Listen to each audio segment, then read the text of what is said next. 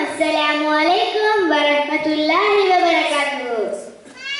நாளொரு மேனியும் வளர்ந்து மனிதநாரியத்தின் உச்சியில் வீற்றிருக்கும் இந்த நவீன யுகத்திலே இன்பத்தின் கருவியாய கல்வி செல்வத்தை தேடி பெறுவது மாணவர்களாய என் கட்டாய கடமையாகும். இன்று மனிதன் மண்ணிலும் விண்ணிலும் வெற்றி பெற்று நிற்கிறான் என்றால் இவை அனைத்திற்கும் காரணமான அவனின் விருத்தியான கல்வியே, அன்றி வேறு இல்லை. கற்றல் கைமண்ணளவு கல்லாதது உலகளவு என்பதற்கமைய கல்வி என்பது யாராலும் கரை காண முடியாத சமுத்திரம் என்பதை யாராலும் மறுக்க முடியாது. கற்றவனை இவ்வுலகமே போற்றும். எனவே கல்வியை மனதில் நிறுத்தி சிறந்த கல்வியுடையவர்களால் வாழ்ந்திடுவோம். நன்றி, வஸ்ஸலாம்.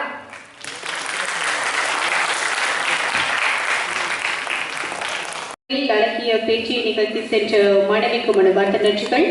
அடுத்த நிகழ்வாக அழகிய பேச்சு ஒன்றினை நிகழ்த்துவதற்காக நஜா முர்ஷித் அவர்களை அன்போடு மேடைகளிக்கின்றோம். இவர் எமது ILS ஆன்லைன் கல்லூரியினுடைய நிர்வாக தலைவியின் சகோதரி ஆவார்.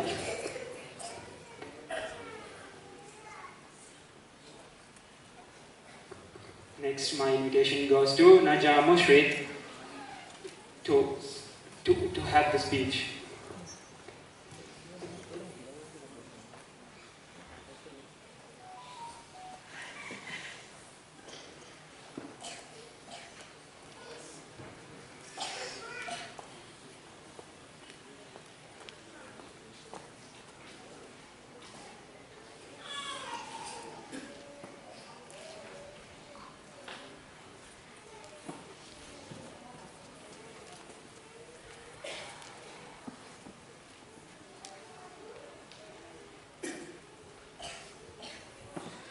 பிஸ்மில்லாஹிர்ரஹ்மானிர்ரஹீம்.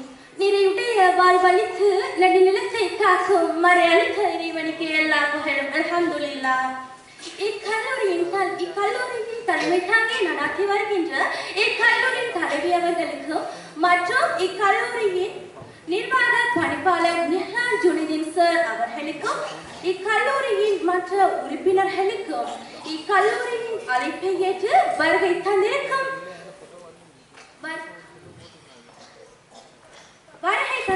பிரதம அதிதிகளுக்கு இக்கல்லூரியின் நிகழ்வில் கலந்து சிறப்பித்துக் கொண்டிருக்கும் மாணவ செல்வங்களுக்கும் என் அன்பு இனிய பெற்றோர்களுக்கும் என் இனிய சலாம். அஸ்ஸலாமு அலைக்கும் வரஹ்மத்துல்லாஹி வபரகாத்துஹு. நான் உங்கள் முன்னிலையை பேசலாம் என்று நினைத்த விடயம்தான் பெண் கல்வியின் முக்கியத்துவம். பெண் என்றாலே பேயிறங்கும் என்றது உரையா. பெண்ணை ஒரு மனுஷியாக மதித்தவன் தான் யாரையா? பெண் என்றாலே பேயிறங்கும் என்றது உரையா. பெண்ணை ஒரு மனுஷியாக மதித்தவன் தான் யாரையா? அது போதும் பெண்களுக்கு படிப்பதற்கு. அடுத்தவன் வீட்டுக்கு செல்ல போற உனக்கு எதற்கு படிப்பு? பட்ட கோலை கூவினால் விடிய போகுது. இப்படியெல்லாம் மட்டம் தட்டி பேசி பெண்களை உடல் கட்டை ஏற வச்சதும் சிசு கொலை செய்ததும் இந்த சமுதாயம் தான். பட்டங்கள் ஆடுதாக இருந்தாலும் சட்டங்கள் செய்வதாக இருந்தாலும் இந்த பரணியில் பெண்கள் நடாத்த வேண்டும் என்று கூறி என் பாரதியாரின் கனவை நினைவாக்க நான் இங்கு கடமைப்பட்டுள்ளேன். சற்று சிந்தித்து பாருங்கள். எமது சங்க காலத்து புலவர்களை பல பாடல்களை பாடி அதிலும் மோடியிடம் இருந்த ஒரு நெல்லைக்காணியை பெற்றதும் ஔவையார் தானே. ஏன் ஔவையார் ஒரு பெண் தானே, பெண் புலவர் தானே. அந்த காலத்திலே பெண்கள் இவ்வளவு வளர்ச்சி என்றால் இந்த விஞ்ஞான தொழில்நுட்ப காலத்திலே விண்ணை கட்டு பறக்கின்ற அளவுக்கு பெண்கள் வளர்ச்சி அடைந்துள்ளார்கள். ஒரு பெண் படித்தால் ஒரு குடும்பம் வளர்ச்சி அடையும். ஒரு குடும்பம் வளர்ச்சி அடைந்தால் ஒரு கிராமம் வளர்ச்சி அடையும். ஒரு கிராமம் வளர்ச்சி அடைந்தால் ஒரு நாடு வளர்ச்சி அடையும். ஏன் ஒரு நாடு வளர்ச்சி அடைந்தால் இந்த உலகமே வளர்ச்சி அடையும். பெண்களுக்கு கல்வி வேண்டும். கல்வியை பேணுவதற்காக பெண்களுக்கு கல்வி வேண்டும். உலகை பேணுவதற்காக கல்வி இல்லா பெண்கள் கலநிலம். நிலத்தில் புல் விளைவிடலாம், ஆனால் ஒரு போதும் நல்ல புதல்வர்கள் விளைவதில்லை.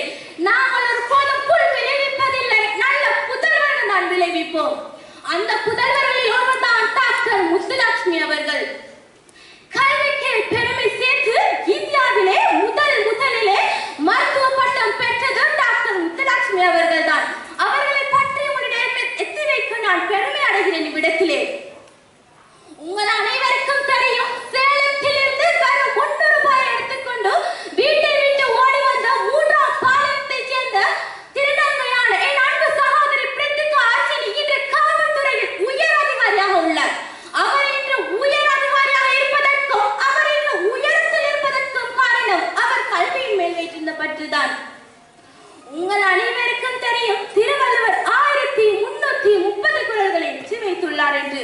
அந்த குறள்களிலே கல்வியினும் குறளிலே கற்க கசரக்க கற்ற பின் நிற்காதற்கு தக.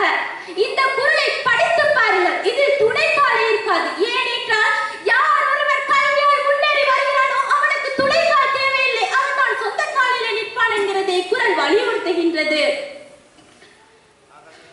பெண்ணே, நீங்க இல்லாதது என்ன சொல்லி செய்யாதது.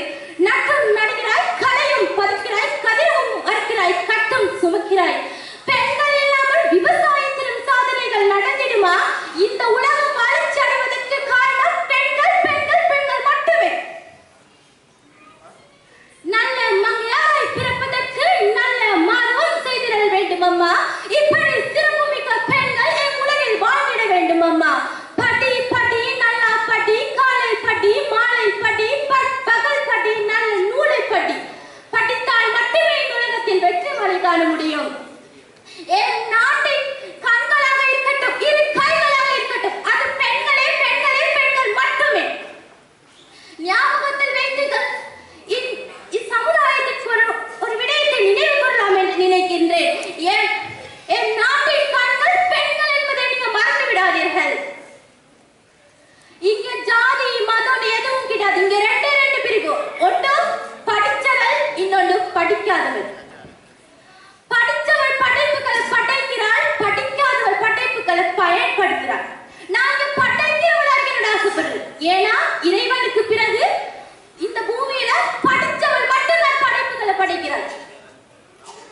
இங்க படிக்கிறதுங்கிறது உன்னோட முக்கிய நோட்டியம் மட்டும் இல்லை, உன்னை திறமையும் உன்னுடைய தைரியத்தையும் வெளியே கொண்டு வருதுதான். முயற்சி செஞ்சு படி பெண்ணே, உனக்கு மட்டுமே வெற்றி. பெண்களுக்கு ஒரு விடயத்தை ஞாபகம் ஊட்டலாம் என்று நினைக்கின்றேன். நீங்கள் படிக்காமல் இருப்பதை விட பிறக்காமல் இருப்பது சிறந்தது என்பது எனக்கு சிறந்தது. இவ்வாய்ப்பை அளித்த இக்கல்லூரிக்கு நன்றி தெரிவித்துக் கொண்டு உங்களிருந்து விடைபெறுகின்றேன். நன்றி. செல்லம்.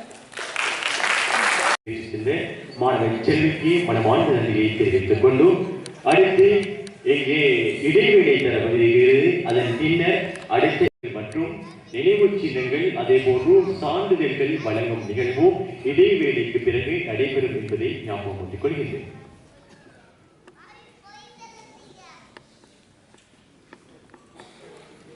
பிரதம அதிகாரிகளுக்கான விசேட சுற்று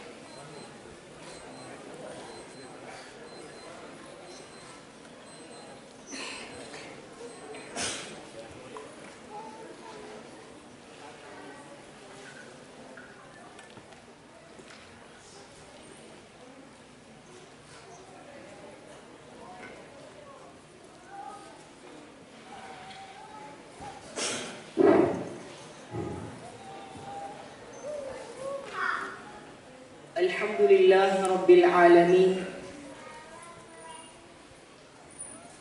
الذي جعل في السماء بروجا وجعل فيها سراجا وقمرا منيرا وهو الذي جعل الليل والنهار خلفة لمن أراد أن يذكر أو أراد شكورا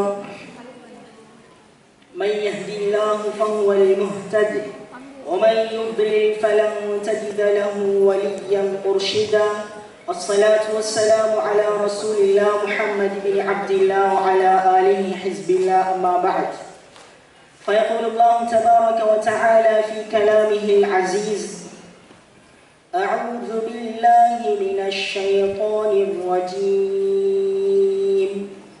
بسم الله الرحمن الرحيم قل هل يستوي الذين يعلمون والذين لا يعلمون إنما يتذكر أولي الألباب صدق الله العلي العظيم وقال نبينا صلى الله عليه وسلم طلب العلم فريضة على كل مسلم أو مسلمة أو كما قال عليه الصلاة والسلام இங்கே வருகை தந்திருக்கக்கூடிய பிரதமர் அதிதிகள் அனைவருக்கும் மற்றும் INS ஆன்லைன் காலேஜின் CEO மற்றும் டைரக்டர் மற்றும் உறுப்பினர்கள், இங்கே வந்திருக்கக்கூடிய மாணவ செல்வங்கள், பெற்றோர்கள் அனைவருக்கும் எனது இனிய சலாத்தை தெரிவித்துக் கொள்கின்றேன். அஸ்ஸலாமு அலைக்கும் வரஹ்மத்துல்லாஹி வபரகாத்துஹு.